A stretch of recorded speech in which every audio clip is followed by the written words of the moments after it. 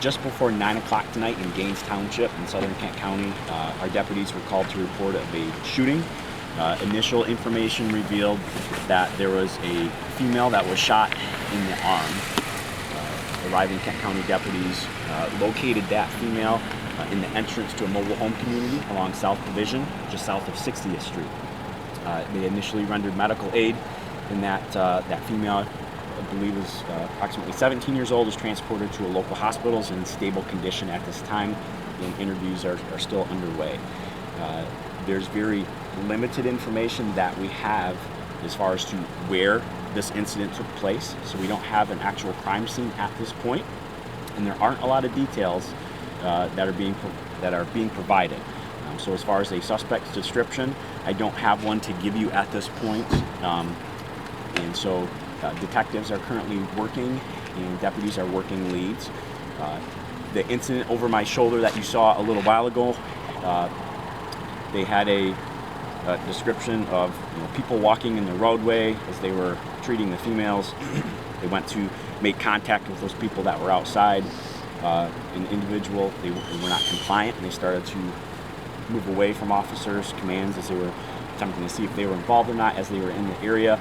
Further investigation revealed that they were not involved, but some of the, just as an explanation, just some of the methods that you observed in them contacting. Anytime we have a firearm involved in an incident, we're always going to take the most safe approach that we can, and if that means it takes a little bit longer and we have time and distance, that creates more safety for us and them.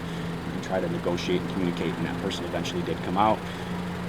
So it was determined that they were not involved, so they would continue to follow up on leads, but at this point, there's no known direct threat to the local community here, other than when these individuals called 911, they happened to be in the mobile home community and walked to the front of it to meet police officers there.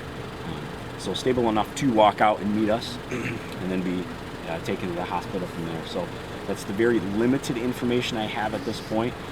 If residents or anyone out there do have information in regards to a group of teenagers that were out and about and heard something, please let us know so we can continue to follow up on leads, because as I said, at this point our officers are going off of just some very limited information, and they're trying to glean more as they interview these folks.